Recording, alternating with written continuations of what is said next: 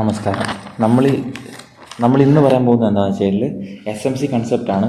Candle sticks നമ്മൾ complete ചെയ്തിട്ടില്ല, ഇനിയും ഉണ്ട്. പക്ഷേ ഞാൻ ഓണം കഴിഞ്ഞ് നമുക്ക് SMC കൂടെ സ്റ്റാർട്ട് ചെയ്യണമെന്ന് പറഞ്ഞിട്ടുണ്ടായിരുന്നു.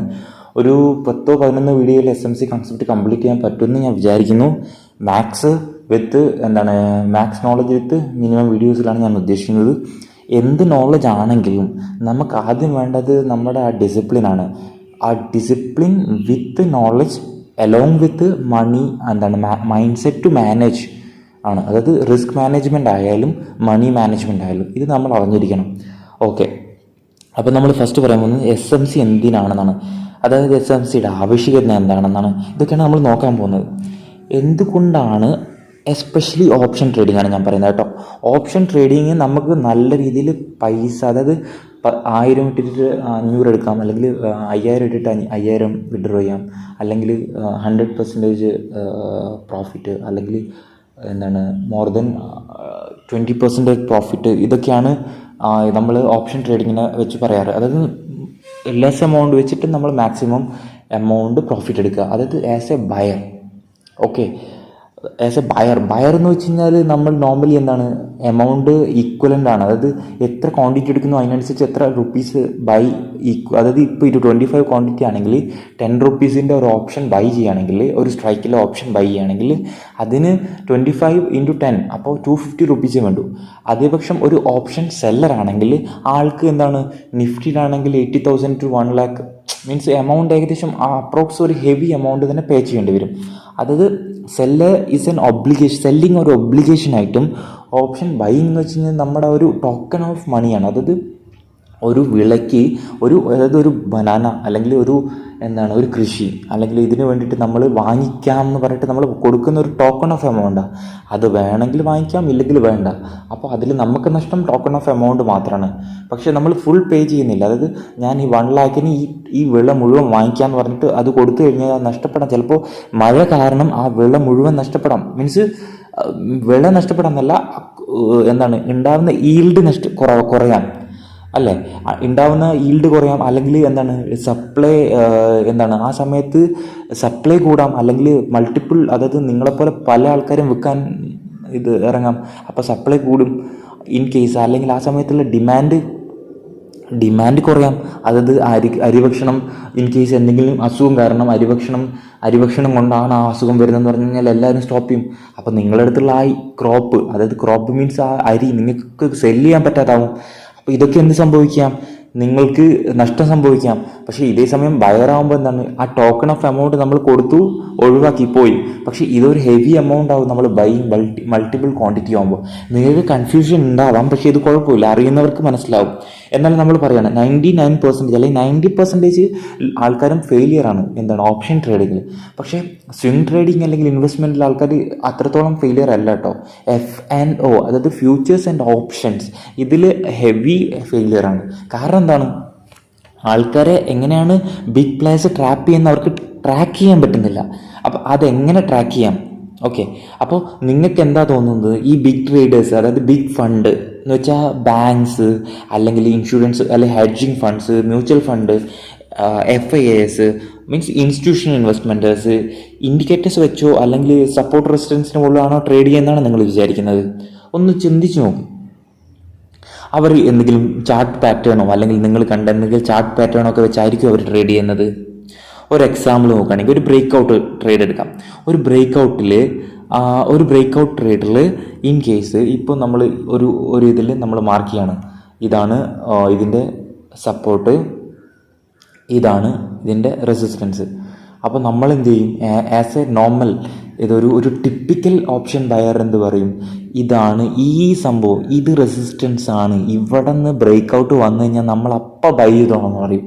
ഇത്ര വെച്ചിട്ട് SL വെച്ചിട്ട് ഇത്ര തന്നെ നമ്മൾ ബൈ ചെയ്തോളാം, കാരണം ഹെവി മൊമെൻറ്റം കൊണ്ട് ഭയങ്കര മൂവ് കിട്ടുമെന്ന് പറയും.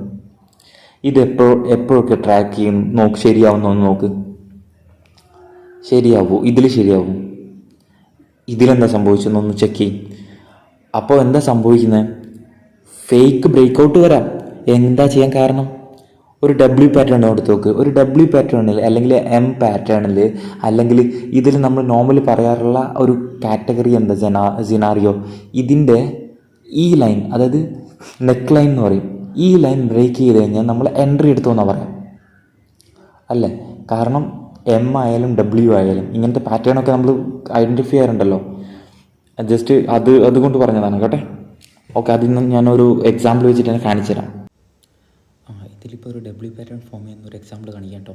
ഓക്കെ, ഇത് ഡബ്ല്യു ഫോം ആവാണ്. ഇത് സപ്പോർട്ടായിട്ട് കൺസിഡർ ചെയ്യാം. ഓക്കെ, ഇത് സപ്പോർട്ട്. ഓക്കെ, ഇവിടെ നിന്ന് ഇപ്പം നമ്മൾ നെക്ക് ലൈനിലേക്ക് പോവുകയാണ്. ഇതാണ് ഡബ്ല്യുവിൻ്റെ നെക്ക് ലൈന്. ഇതാണ് നെക്ക് ലൈന് ഞാൻ വരച്ച് വെക്കുന്ന ഗ്രീൻ ഡോട്ട് ഇട്ടിട്ട്. ഇത് നെക്ക് ലൈൻ. ഓക്കെ, ക്യാൻഡിൽസ് മൂവിയാണ് ഇത്. ഈ സംഭവം നമ്മളിവിടെ നിന്ന് എക്സ്പെക്റ്റ് ചെയ്യുന്നത് എന്താ? നമ്മുടെ എക്സ്പെക്റ്റേഷൻ ഇവിടെ നിന്ന്, അതായത് ഈ ഗ്രീൻ ലൈനിൽ ഇപ്പം നെക്ക് ലൈനിൻ്റെ അടുത്ത് നമ്മൾ എക്സ്പെക്റ്റ് ചെയ്യുന്ന ഒരു ബ്രേക്ക് ഔട്ടാണ്. ഓക്കെ, പക്ഷെ എന്താ സംഭവിക്കുന്നത് നോക്ക്. ജസ്റ്റ് ഫേക്ക് ചെയ്യാണ്, താഴോട്ട് വന്നു, പിന്നെ താഴോട്ട് വന്നിട്ട് പിന്നെ അത് മേലോട്ട് ടാർഗറ്റിലേക്ക് പോകണം. ഇങ്ങനെ സംഭവിക്കാമല്ലോ, ഇങ്ങനെ സംഭവിക്കാം. അപ്പോൾ ഈ മാർക്കറ്റിൽ നമ്മൾ എന്താ ചെയ്യുക? നമ്മുടെ എസ് എൽ അടിക്കും, നമ്മൾ നോർമൽ ആൾക്കാരുടെ പാറ്റേൺ പ്രകാരം ട്രേഡ് എടുക്കും. ഇങ്ങനെ സംഭവിച്ച് നമ്മൾ നോർമലി നമുക്ക് എന്തായാലും സ്ട്രഗിൾ ചെയ്യേണ്ടി വരും. പക്ഷേ അതേസമയം ഈ സപ്പോർട്ടിൽ നിന്ന് നമ്മളിപ്പം ഇവിടുന്ന് തന്നെ പിക്ക് ചെയ്ത് കഴിഞ്ഞാലോ നമുക്ക് ഈ ഓക്കെ, അപ്പോൾ ഇങ്ങനെ എടുക്കുകയാണെങ്കിൽ നമുക്ക് നെക്ക് ലൈൻ ഒരു ട്രേഡ്സ് എടുക്കാൻ പറ്റുമല്ലോ. അപ്പോൾ ഇങ്ങനെ ചിന്തിക്കണം, അതായത് ഡിഫറെൻ്റ് ആയിട്ട്, മറ്റുള്ളവരിൽ നിന്ന് ഡിഫറെൻ്റ് ആയിട്ട് നമ്മൾ ചിന്തിക്കും. എന്തിനാണ് നിങ്ങളപ്പോൾ ഇതിൽ നിന്ന് കണ്ടിന്യൂ ആയിട്ട്, അതായത് നിങ്ങളെ ഇതിൽ നിന്ന് ഈ 10 നടക്കുമ്പോൾ ഒരു 2 ചിലപ്പോൾ സക്സസ്ഫുൾ ആവും. എന്തിനാ? നിങ്ങളെ വിശ്വാസം നഷ്ടപ്പെട്ടിട്ട് നിങ്ങളെ മാർക്കറ്റിൽ മണി ഫോറിൻ ഇൻവെസ്റ്റേഴ്സ് ആയാലും ബിഗ് ഇൻസ്റ്റിറ്റ്യൂഷൻ ഇൻവെസ്റ്റേഴ്സിന് അല്ലെങ്കിൽ പ്രൊമോട്ടേഴ്സിന് ഇവർക്ക് എങ്ങനെ പൈസ ഉണ്ടാക്കാൻ പറ്റും? അപ്പോൾ നിങ്ങളുടെ വിശ്വാസവും വേണം. നിങ്ങളെ നിരാശരാക്കാൻ പാടില്ല. നിങ്ങളുടെ ലേണിങ്സിൽ നിരാശ ഉണ്ടാവാനും പാടില്ല. അല്ല, 10 ഒരു വട്ടം വന്നാൽ പോലും നിങ്ങളതിൽ നിങ്ങൾ ഭയങ്കര ഹാപ്പി ആയിരിക്കും. അപ്പോൾ അവർ നിങ്ങളെ ഹോൾഡ് ചെയ്ത് നോക്കും. ഇതെന്ത് ചെയ്യും? ആ ലാഭം കുറച്ച് കാണിച്ചിട്ട് നിങ്ങളെ ഹോൾഡ് ചെയ്ത് നോക്കും. മീൻ പിടിക്കാൻ നമ്മൾ സ്മോൾ ഫിഷ് ഇല്ലേ, എന്താണ് ഇപ്പോൾ ചെമ്മീനൊക്കെ ഇട്ട് കൊടുക്കും ഏരിയയായിട്ട്. അതുപോലെയാണ് ഈ പാറ്റേണൊക്കെ. ബട്ട് ഇത് നമ്മൾ എന്താണ് പഠിക്കണം. അതായത് ഇത് നമ്മൾ നോർമലി മാനിപ്പുലേറ്റഡ് ചെയ്ത് ലിക്വിഡിറ്റി ക്രിയേറ്റ് ചെയ്യാണ് മാർക്കറ്റ് ചെയ്യാറ്. അതായത് ഇൻസ്റ്റിറ്റ്യൂഷൻ ഇൻവെസ്റ്റേഴ്സ് ചെയ്യാറ്. അപ്പോൾ ലിക്വിഡിറ്റി എന്താണെന്ന് അറിയണ്ടേ? ലിക്വിഡിറ്റി എന്താ? ലിക്വിഡിറ്റി നമ്മൾ ബൈയിങ് ആൻഡ് സെല്ലിങ് ചെയ്യുന്ന, അല്ലേ? ബൈയിങ് ആൻഡ് സെല്ലിങ് ചെയ്യുന്ന നമ്മൾ ചെയ്യുന്ന പൊസിഷനാണ് അവർ ലിക്വിഡിറ്റി ഉണ്ടാവുന്നത്. അത് നമ്മൾ ബൈയിങ് ആൻഡ് സെല്ലിങ് ചെയ്തുകൊണ്ടിരിക്കുന്ന പൊസിഷൻസൊക്കെയാണ്, അവിടെയാണ് ഒരു ലിക്വിഡിറ്റി ഉണ്ടാവുക. ഈ ലിക്വിഡിറ്റി കാരണമാണ് എന്ത് സംഭവിക്കുന്നത്? മാർക്കറ്റ് മൂവ് ആവുന്നത്. ഓക്കെ, അപ്പോൾ ലിക്വിഡിറ്റിൻ്റെ ആവശ്യമുണ്ടോ? ആർക്കാണ് അപ്പോൾ ലിക്വിഡിറ്റിൻ്റെ ആവശ്യം? ഒന്ന് ചിന്തിച്ചേ. ഈ ബൈയിങ് ആൻഡ് സെല്ലിങ് അവർ എന്തുകൊണ്ടാണ് അവിടെ ക്രിയേറ്റ് ചെയ്യാൻ കാരണം? ഈ സാധനം വിൽക്കാൻ ആൾക്കാർ റെഡിയാണ്. അപ്പോൾ ആരുടെ കയ്യിലാണ് വലിയ ഓർഡർ ഉണ്ടാവുക? അല്ലെങ്കിൽ നമ്മൾ ഈ ഒരു നോർമൽ കാർ ചെയ്ത് വെയിറ്റിങ്ങിൽ എത്രയാണ്?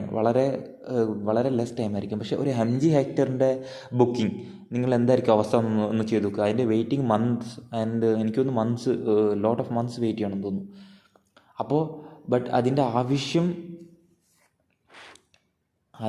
എന്താണ്? ബിക്കോസ് മാർക്കറ്റിൽ ഇപ്പം നോക്കുകയാണെങ്കിൽ നമ്മളൊരു എക്സാമ്പിൾ 5 ഹെക്ടറിൻ്റെ എക്സാമ്പിൾ എടുത്താണ് കേട്ടോ. ഈ ബിഗ് പ്ലേയേഴ്സ് അവിടെ ഓൾറെഡി ബിഗ് ഓർഡേഴ്സ് ഉണ്ടാക്കി വെച്ചിട്ടുണ്ട്. അപ്പോൾ അത് നിങ്ങൾക്ക് എത്രയാണോ വേണ്ടതെന്ന് വെച്ചാൽ ആ ബൈയിങ് ഓർഡർ പോയിട്ട് നിങ്ങൾ പിക്ക് ചെയ്യണം.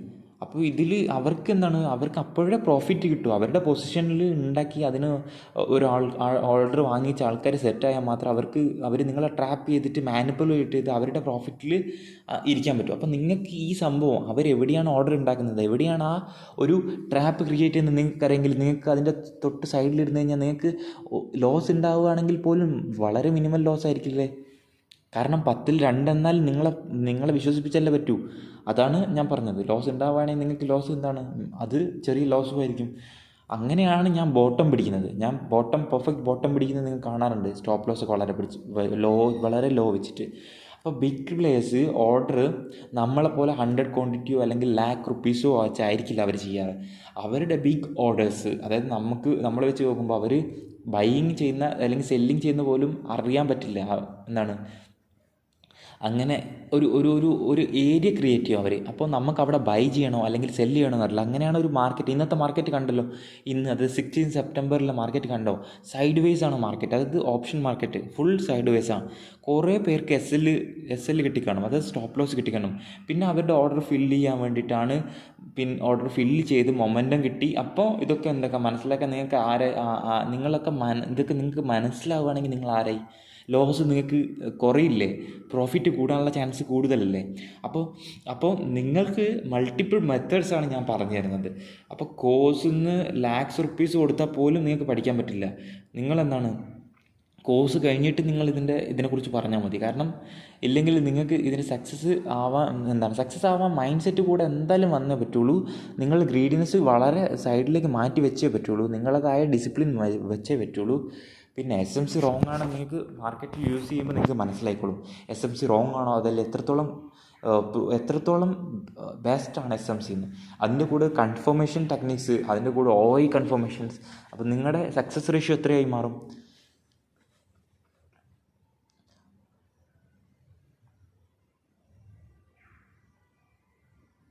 നിങ്ങളൊക്കെ എൻ്റെ ലൈവ് ട്രേഡിങ് എസ്പെഷ്യലി ഓപ്ഷൻ കണ്ടിട്ടായിരിക്കും നിങ്ങൾ എൻ്റെ കൂടെ വന്ന് ജോയിൻ ചെയ്തിരിക്കുന്നത്.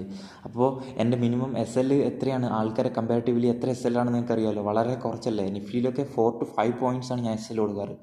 ബട്ട് നോർമലി ഉള്ള കോൾസ് വരുന്ന ആൾക്കാരുടെ SL എത്രയാണ്? ഇതൊക്കെ ഞാൻ ഇവിടുന്ന് എന്ത് വെച്ചാണ് ഞാനിത് അഡ്ജസ്റ്റ് ചെയ്യുന്നത്? എങ്ങനെയാണ് ഞാൻ എൻ്റെ പൊസിഷൻസ് മാനേജ് ചെയ്യാൻ പറ്റുന്നത്? എങ്ങനെയാണ് നമ്മൾ ഇത്രയും ലെസ് SL എടുക്കാൻ പറ്റുന്നത്? ഓക്കെ, ഈ ലെസ് SL എടുക്കുമ്പോൾ നമ്മുടെ ടാർഗറ്റ് 4 പോയിൻ്റ് എടുത്തു കഴിഞ്ഞാൽ 4 പോയിൻ്റ് SL എടുത്തു കഴിഞ്ഞാൽ 12 പോയിൻ്റ് പ്രോഫിറ്റ് എടുത്താൽ പോലും നമ്മളെ 1:3 ആയി അല്ലേ?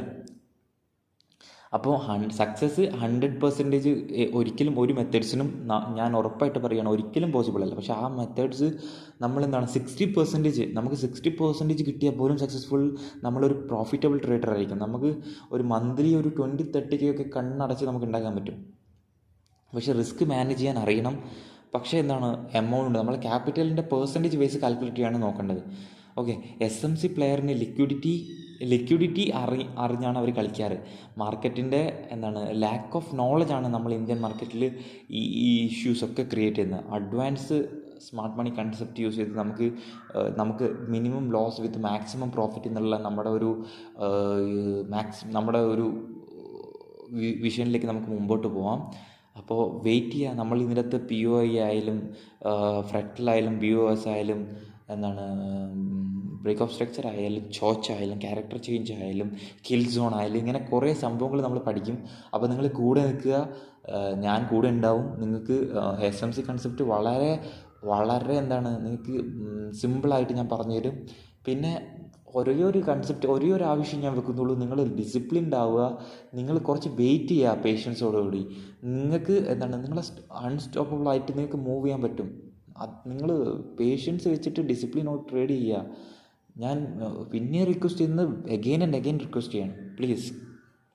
താങ്ക്സ് ഫോർ ഇത് വോയിസ് മെയിനായിട്ട് ഇത് കൂടുതലും വോയിസിൽ ഓറിയൻറ്റഡ് ആണ്, കാരണം ഇൻട്രൊഡക്ഷൻ ആണ് എന്നുള്ളത് കൊണ്ട്. ഓക്കെ, അപ്പോൾ ജസ്റ്റ് പ്ലീസ് എൻ്റെ ഇത് കേൾക്കുക, വളരെ ഡിസിപ്ലിൻഡ് ആവുക, ഓപ്ഷനിൽ നിന്ന് തൽക്കാലം വിട്ട് നിൽക്കുക. പിന്നെ മിനിമം ട്രേഡിങ് വിത്ത് മിനിമം ക്വാണ്ടിറ്റിയിൽ സ്റ്റാർട്ട് ചെയ്യുക. Okay, please. താങ്ക്സ്. ഓക്കെ.